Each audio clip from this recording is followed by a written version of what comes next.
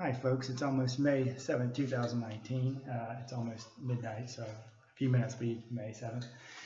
So anyways, I want to give you a couple of minutes of an update from the new Avengers movie, the Endgame. My prior video, I mentioned previously about the theory I had about him possibly being a solar reference because of, a number of things in history.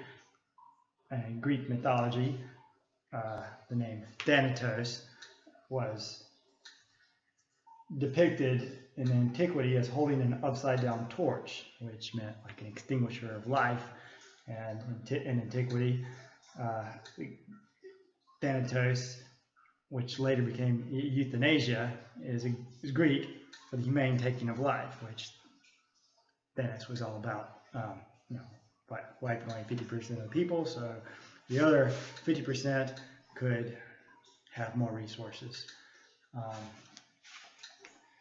And I mentioned now the possibility that a solar event, a major solar event, like a micronova, could wipe out the Earth-facing side, and then you have 50% less, or whatever.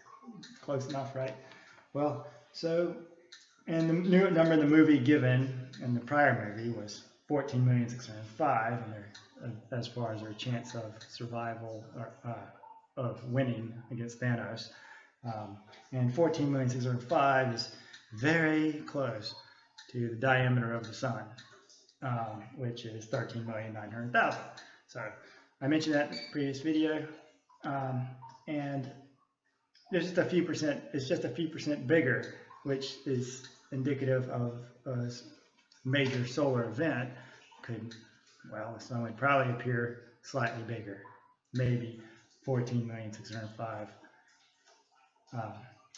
hectometers. And of course, you could say, why hectometers? I came up with the word or hectometer from something, and I figured it's possible it could have came up in Greek mythology. Hector, he was the son of Priam, and Priam is depicted as dying in artwork that appears similar to his son as background. So perhaps the entire thing was based on figures seen in sunspots, in the eye of the beholder. Of course, various filters applied to the sun can make the sun look in different ways. This is another battle scenes with Hector dying, Priam was dying, and he is the father of Hector. So Hector was the son of the dying father, which seems a little kind of interesting that this could possibly be a solar reference and the sun dying.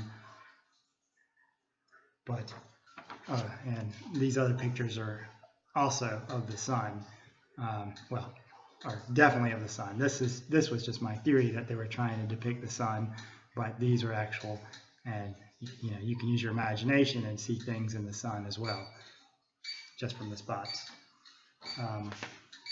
In fact, going a bit further from that, I looked at some old coins, and I could find some fun things in the moon, in the sun, in their depiction of the moon.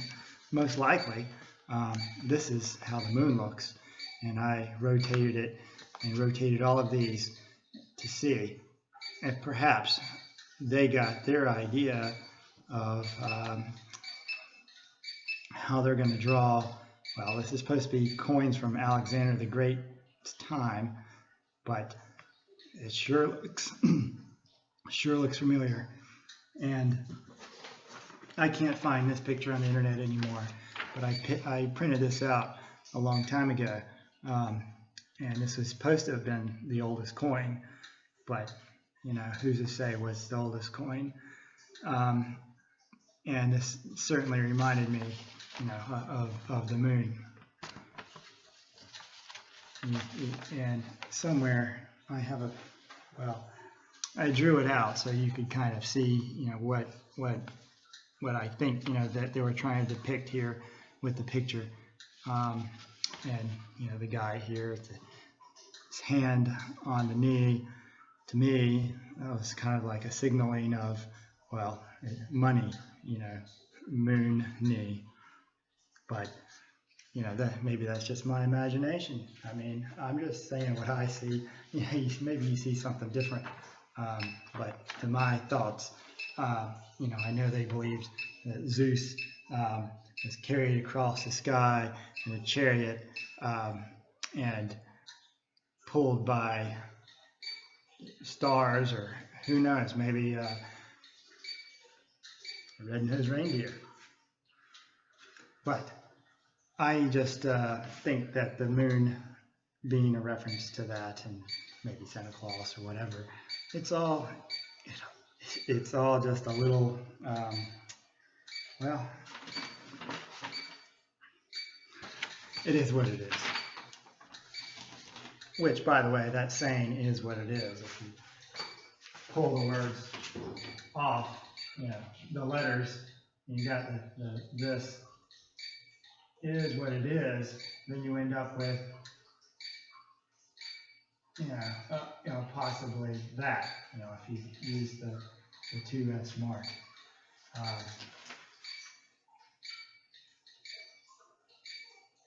But moving along.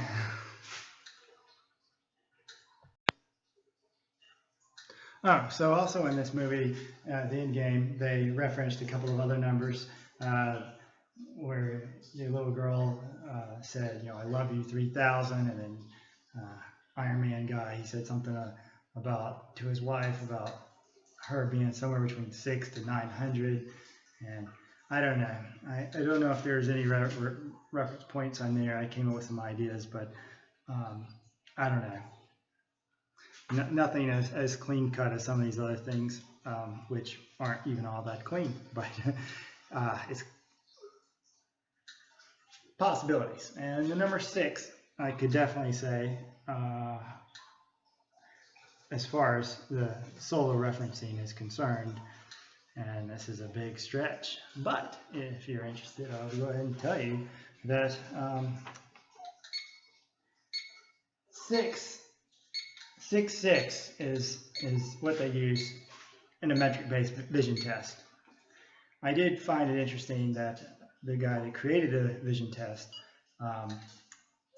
he could have used any numbers at all, and he was in a metric-based country, Denmark, I believe, and he used 2020, and that's not metric, it's feet. And the thing is, you can find that an article or two where it's discussed that they used the standard measurements for optometry on that year that he created this idea of 20/20 vision test. Where even though the rest of the country and every other science and other fields was using metric, but to me it almost seems like a cover story. Like perhaps they really,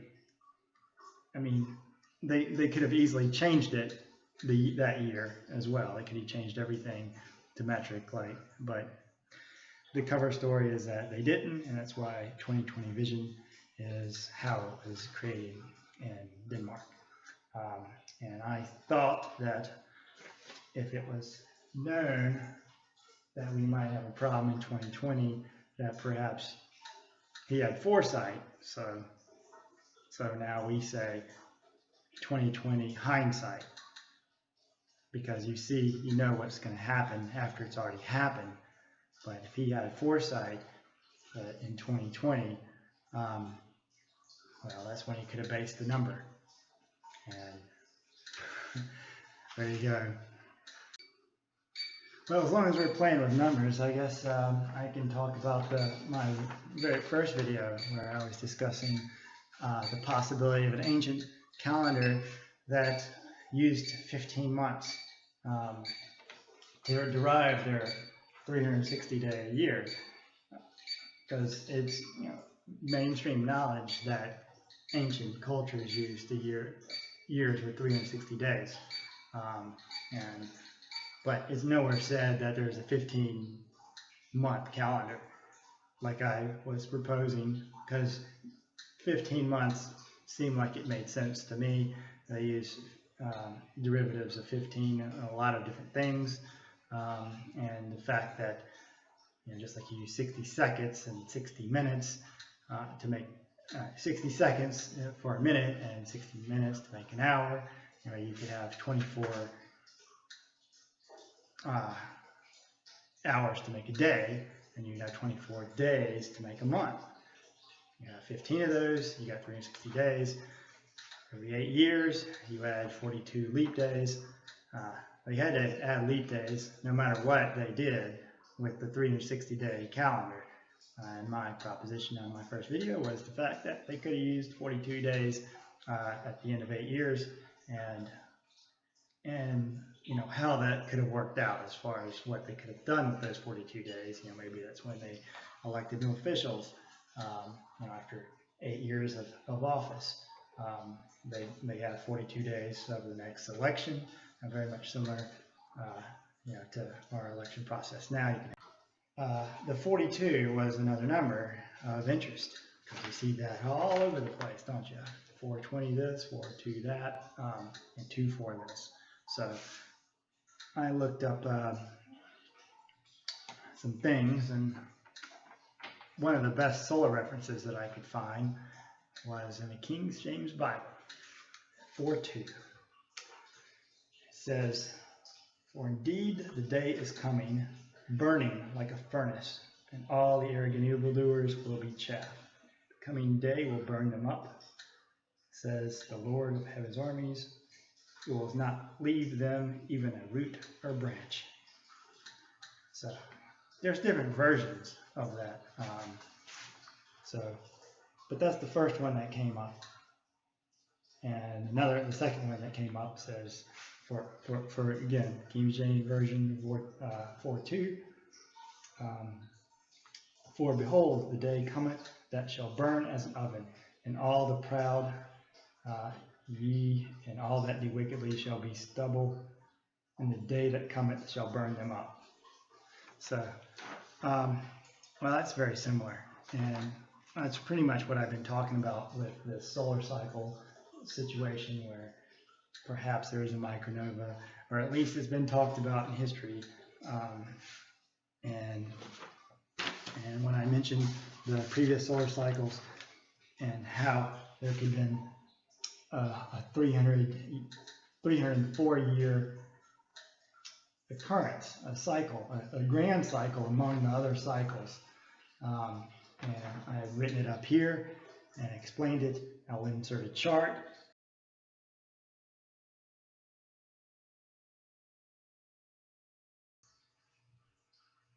Okay, so this is their charts that I'm working with, unaltered down here, and I'll scroll up and show you the ones how I altered it, and we'll show you where I placed markers to signify the 304-year cycle variations.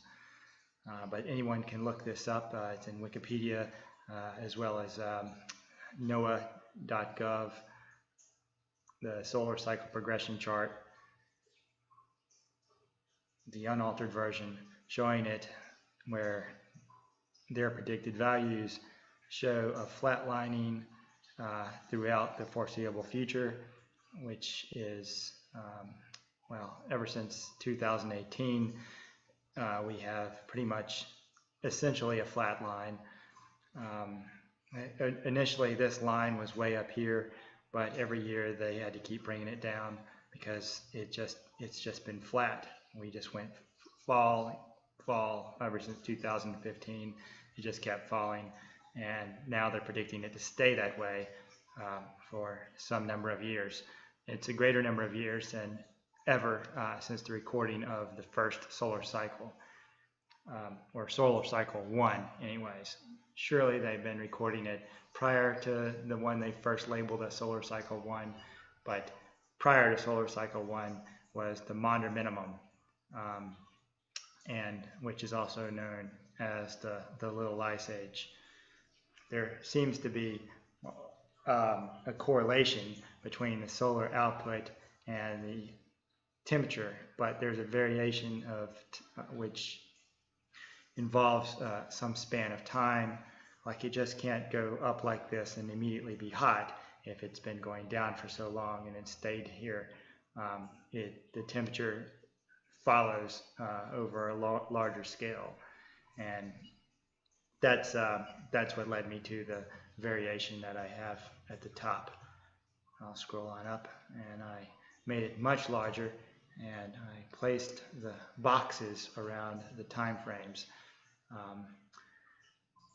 So this is, again, my writing at 304 years, 165, and 304 years over here. Speculative going down right here. They end their chart at 2000. I pulled mine out a little bit to go to 2019. I don't know why they haven't updated it for nearly 20 years, but this is what we have, and it started flatlining, like I said, somewhere around 2018. Perhaps they had already predicted that it was going to do this some number of years ago, and they just stopped updating this chart. But I imagine this would be up, but would be going down due to the fact that there is a variation of time, a time delay of when the solar activity, this is sunspot number progression, which correlates with the solar output as well.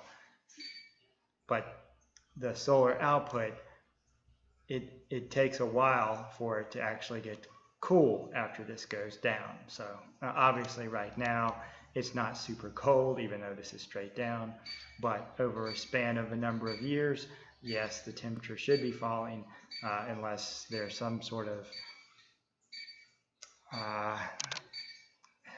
environmental factor that they've been implementing to try to keep the temperature up despite the solar output flatlining. And anyways, this is something they may have speculated, which is why they, again, this is my writing here, but they may have also have speculated this and tried to raise the temperature as much as possible to give us a few more golden years other than the 304 that the cycle seems to have made. Because you can see here, this was a pretty long period of warmth, and then it started going down. It's just a little bit of cooling. This would have been somewhat okay, I think, up and towards the end, where again, it takes a bit of time for the heat to or cold to catch up with this. So the actual temperature may have been somewhere like around here, and then after this period of time it just dropped, and it probably stayed dropped. Even though that went above that line, it was probably still smoothed out to a certain extent. So, and it's in that smoothing that I've done that shows the 304 year cycles with 165 years being kind of the odd man out, and that would be right here, which perhaps in some antiquity they wanted that to be out because it's what might have been a miserable time. I don't know, but a lot of things that I have here will show where they've kind of obfuscated the numbers to where weeks and years intermesh. 420 years derived from the prophecy of 70 weeks. I mean, obviously that doesn't match. And when I first did this, I saw a missing span of 165 years, because I was expecting 304 years due to something else I read, which was by Censorinus, and I spoke about that in one of my prior videos. But the 304-year cycles, so I started looking at it and I matched them up, but then I found 165 years I couldn't explain. And when I looked that up just for kicks, just saying, okay, 165 missing years, I come up with this Jewish calendar where it's referred to as, well, you can read here. And this is part of Censorinus, which kind of gave me a little bit of a clue before, you know, and again, you know, the names are also perhaps a clue. Censor. A lot of his stuff seems to be in, well, there's all kinds of editions, and you never know which one is the correct one or the oldest one.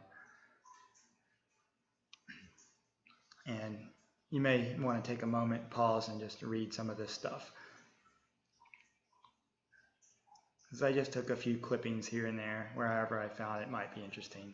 And again, all of this on this side is just evidence of the days and years switched, you know, switched labels. Let's see, a week being interpreted as a period of 7 years. That's similar to what's said down here.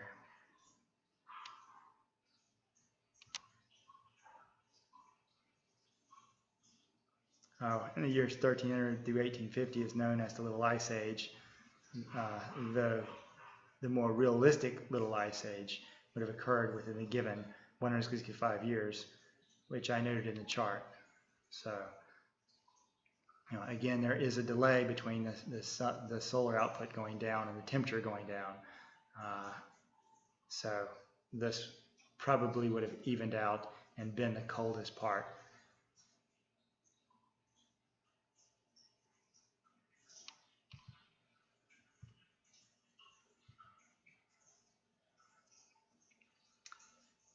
And I also found it interesting that sunspots, let's see, the first note was in 300 BC, yet we didn't even have a telescope until, you know, the 1600s, allegedly. And temperature, you know, like Celsius and Fahrenheit, both wasn't created until shortly after the Little Ice Age, which also seems, you know, a little interesting. You know, to say the least. And surely they were able to tell the temperature back here. They could tell that this was super cold, but for whatever reason, that's omitted from history. And you may want to read all of this and just pause it and read through it.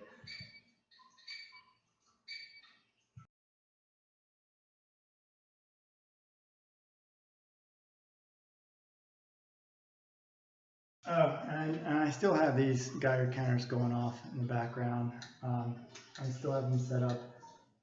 They still, I put them up at a little bit higher number so they wouldn't be going off quite so much. I edited out a lot of it because it was kind of distracting.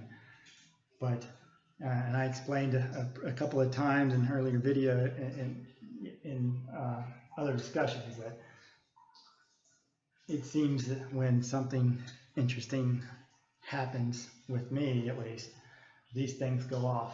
And sometimes it's just one, and sometimes it's all of them at once. But there's definitely a pattern there, and I'm a little surprised that they don't all go off at once each time. But what's to say that it's not a focused event? And, you know, it could be like something exploding, and you just have, you know, pieces that might hit, you know, this or that or both. I don't know how to explain it. You know, I have no idea, because I know that I looked something up earlier, and I've seen that bacteria, some bacteria, maybe all, I don't know, communicate by way of brain-like burst. And here we go. Now we got them all going off, or at least two on opposite sides of the walls. I got one, further out, 10 feet away. I've been experimenting on just how far, that they seem to do that, but I think the furthest has been about 40 feet, maybe 30. And it also works through lead. I put one, wrapped in lead, not super thick lead, but just this little, lead sheet that I can fold over it, and it still went through. So that tells me it's not alpha or beta. It's got to be gamma, because it's the only thing I go through the lead. But okay, so what I was saying was there's a couple of articles that talk about how bacteria can communicate by brain-like burst of energy, or brain-like burst of waves of some sort. I'm not sure the exact terminology, but it was in Scientific American 2017, and there's other articles about it as well, because when I researched further, there's a lot of people talking about it. I heard nothing about that ever before. So, I mean, if bacteria can communicate with waves, and I believe it was an ionizing type of wave, I'm not sure. I know that I heard something about out of a brewery syndrome one time, where this guy was always, he used to be an alcoholic and then he stopped, but then he still seemed like he was always drunk, and everybody asked, or didn't believe him when he said he hadn't been drinking, because he was always acting like he had. Even the doctors didn't believe him, and eventually they found some kind of bacteria in the gut that was fermenting the yeast, creating his own brewery, like an auto brewery syndrome is what it's called. It's a scientific medical thing. I would have never believed it either, just like nobody's going to believe, what I'm saying about this happening. I also have this other, Geiger counter, which is a little cheapo Radix 1, but I set it at 30, depending on the background rate of where I'm at. Normal background radiation here is maybe 15, but sometimes it might be a little bit higher. So I'll set the alarm to 30, and then it will do like a single beep. And a lot of times it happens when there's like a noise that happens, and then it beep, and it's just a single beep. It's like, what? That's weird. It sounds like a little, like if a crack sound happens in the house, like if I'm downstairs in the basement and I hear either somebody's walking or I don't know, it just sounds like something just a small crack, and then it beeps. And same thing in the airplane outside. I might hear an airplane, and I don't even have to see it, but I just hear it and then beep. It's the weirdest thing. It happens so often. I thought it was a somatic sensory cortex reflex that might be happening with some sort of refractory period that was randomized, and I couldn't determine how often I can make it happen like that, or not make it happen, but just have it happen, where I could say, well, look, it takes 5 or 10 minutes, and and then, but it's somewhat random. It's kind of like when you form in memories. You can't just sit there and just remember everything. It's almost random on what your brain retains, and until you practice. Now, obviously, you can make it less random, but for the most part, it's a little random. And I can't just just make it happen just by thinking. It's like tickling yourself. You just can't do it. There's just certain things, I don't know how to explain this, but I'm doing the best I can. And maybe somebody who has the right environment or the right bacteria. I've also heard that there's 3 groups of people in the world, with 3 different types of bacteria that you could be grouped into. Okay, so I don't remember what kinds they were or any more details, but it is said that there's 3 different types of groups of people. I don't know what I fit into, but I know that mutations are very rarely good. They're almost always bad.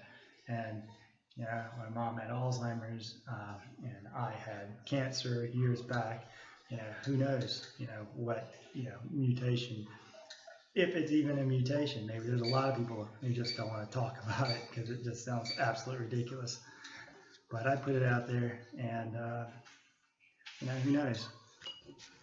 I've got I know a lot of other stuff I've been talking about, also sounds a little sketchy, but the numbers are there, and I'm not saying that it's, it's a given. I'm just saying there's a lot of stuff that needs, further investigation, needs further discussion, and if I found something out, then, so be it. I know wouldn't be the first person to see these things, because surely others have discussed it and either had been shut down or,